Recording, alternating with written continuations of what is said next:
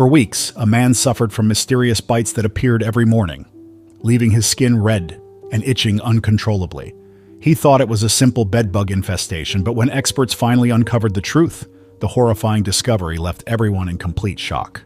For weeks, Ethan had been living a nightmare. Every morning he woke up to new red marks on his arms, neck, and torso. The itching was almost unbearable, a constant reminder that something was crawling over his skin during the night. He tried everything: washing his sheets in hot water, vacuuming every corner, spraying over-the-counter insecticides. Still, the bites kept appearing, and he was certain they were bed bugs. What else could it possibly be? After another sleepless night, Ethan stood by his bed, glaring at his mattress as if it were the enemy. He pulled back the sheets slowly, scanning for any sign of movement. There was nothing. No tiny insects scurrying for cover, no blood spots or shed skins.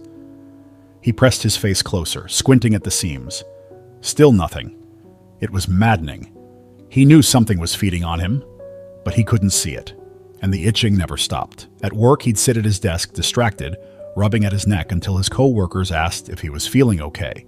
He started doing research online, hoping to confirm his suspicions. Every search led back to the same culprit: bed bugs. Except the recommended methods for detecting them, which was inspecting mattresses, checking furniture seams, setting traps, yielded no results. It made no sense. If they were bed bugs, he should have found at least some evidence by now. One night, in a desperate attempt to catch them in the act, Ethan set up his phone camera to record his bed while he slept. He positioned it carefully, making sure it had a clear view of his pillow and the area around it. He went to bed feeling uneasy but determined. The next morning he reviewed the footage. The first few hours were uneventful, just him tossing and turning. But at around 3 a.m. he noticed something strange. His blanket shifted slightly as if something moved underneath it. He couldn't make out a shape, just a vague ripple. Yet when he paused and zoomed in, he saw no insect, no bedbug, nothing recognizable. Just the unsettling feeling that something was indeed there, just too small or too quick to see. That afternoon, Ethan called an extermination company. He needed professionals. When the exterminator, a middle-aged man named Carl, arrived, he listened patiently as Ethan described the problem.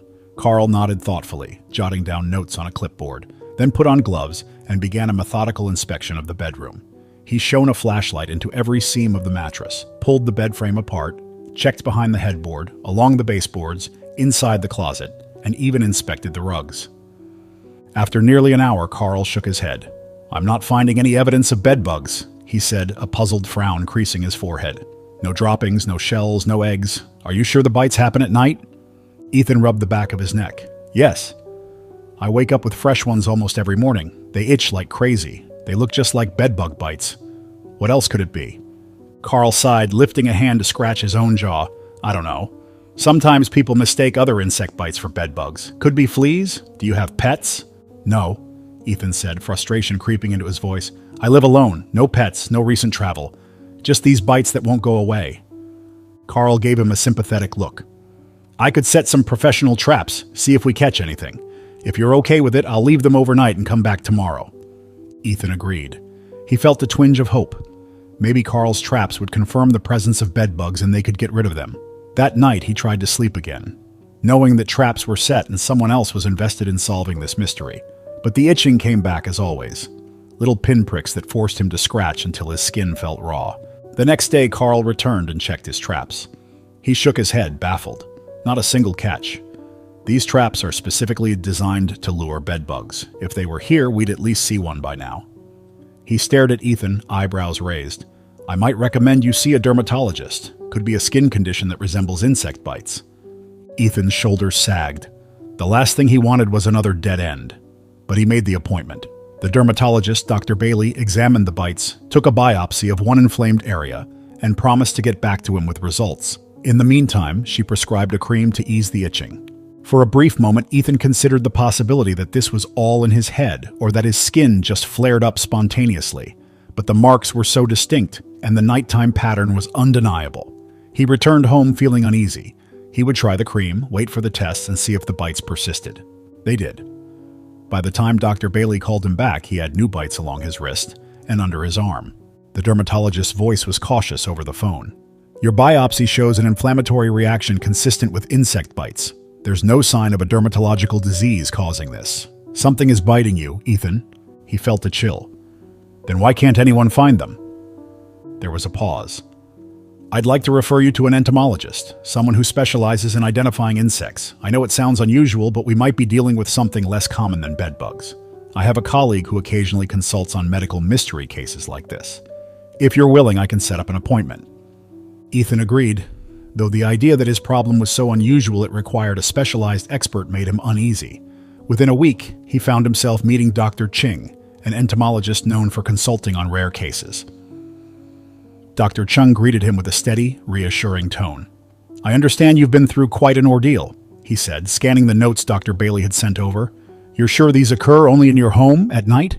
Ethan nodded. I never get new bites when I stay overnight at my parents' house or even when I crashed at a friend's place. It's only in my bedroom. Dr. Ching tilted his head, intrigued. That suggests the source is localized. If it's not bedbugs, it could be something else entirely. Let's do a thorough examination of your sleeping environment. He pulled out a small kit that included magnifying lenses, test tubes, and slides. Back at Ethan's apartment, Dr. Ching moved slowly and methodically, using a headlamp and magnifier to inspect the mattress, bedding, and frame. He took small samples of dust and fibers from the mattress seams and carefully sealed them in vials.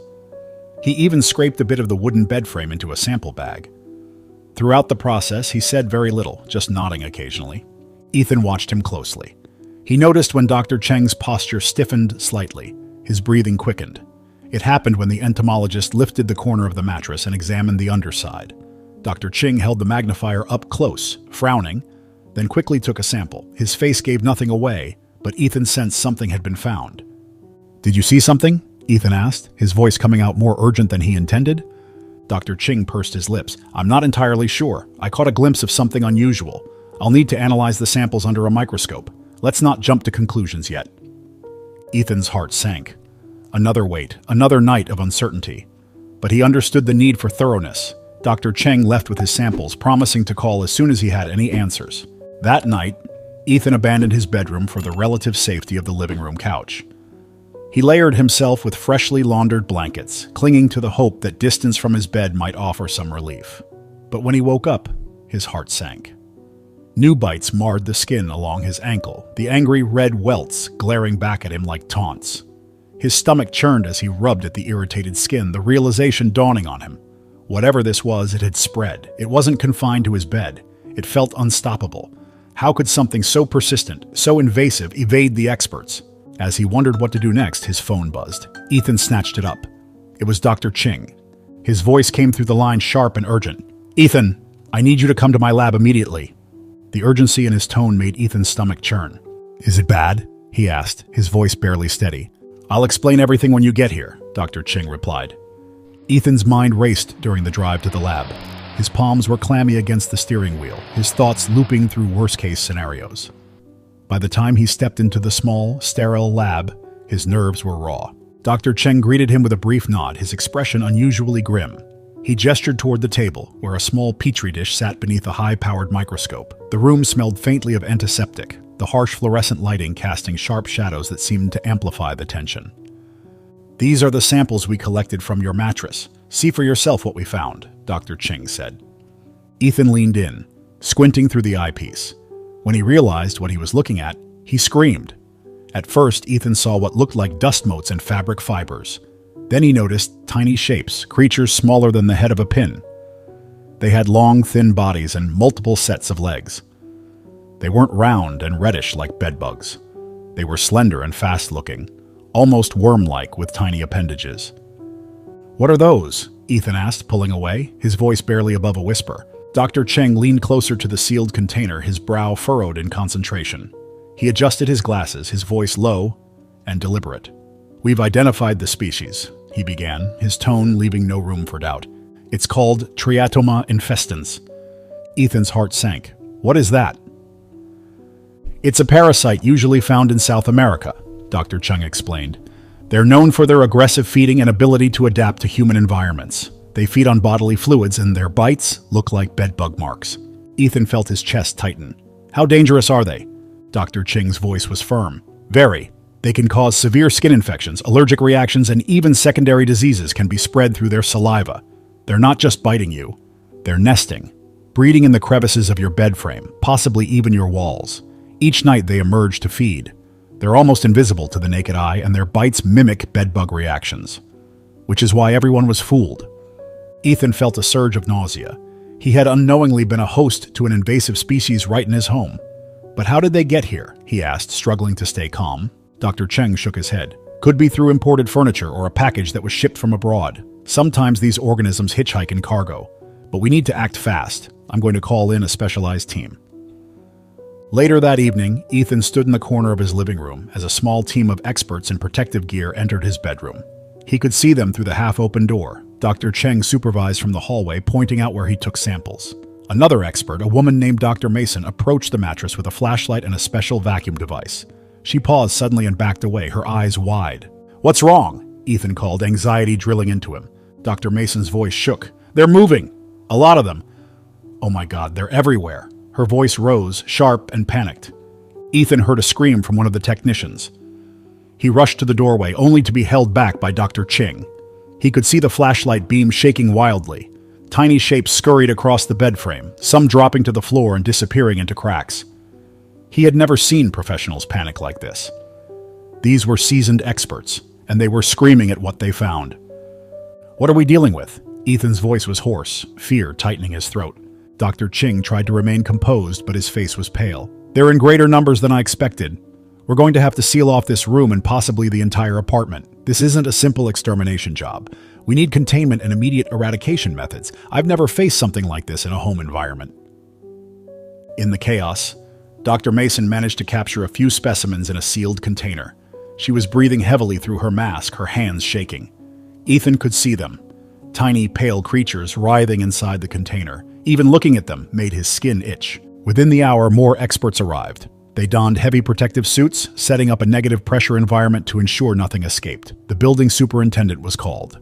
Then the local health department. Everyone who saw these creatures reacted with horror and disbelief.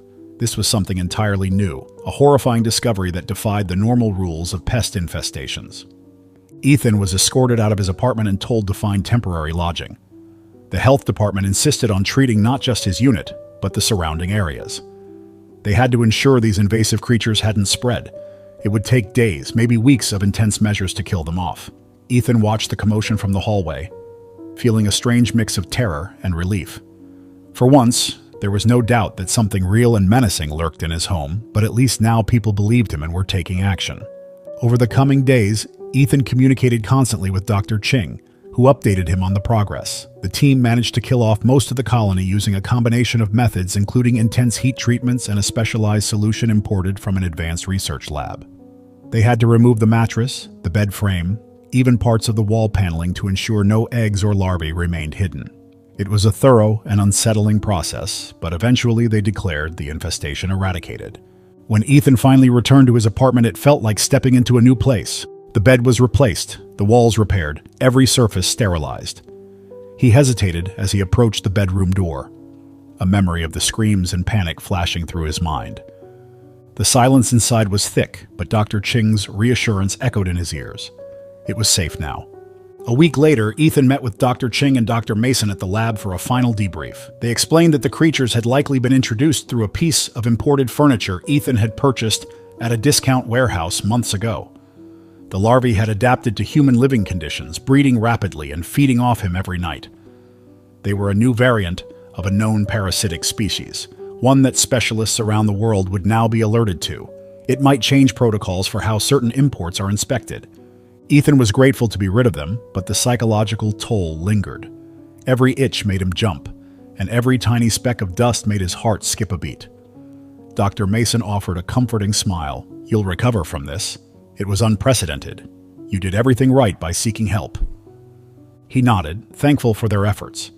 He couldn't blame the exterminator or the dermatologist for not seeing what this was. None of them had ever encountered anything like it.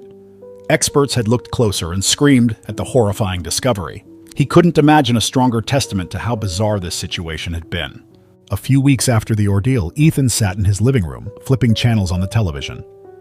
He felt calmer now, the trauma fading slightly with each passing day. He ran his fingertips along his arm, no fresh bites, no unexplained marks. He could finally sleep again, and that mattered more than anything. The story spread quietly through certain professional circles. Entomologists traded the images and data, discussing how to prevent similar outbreaks. Health officials refined their protocols.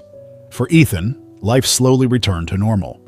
He replaced his furniture carefully, choosing local vendors and checking every item meticulously. He learned more about pests and parasites than he ever cared to, but it made him feel in control. In the end, the mystery that started with a guess led to a horrifying revelation that no one saw coming. It was a reminder that the world still holds strange and unsettling surprises, lurking where we least expect them. Ethan had survived it, and now he could only hope his story might help others understand that not every itch, not every bite, is caused by something familiar. What would you do if something utterly unknown invaded your home and your life? How would you handle the uncertainty and fear? Share your thoughts in the comments below. Don't forget to like this video, subscribe for more unbelievable stories.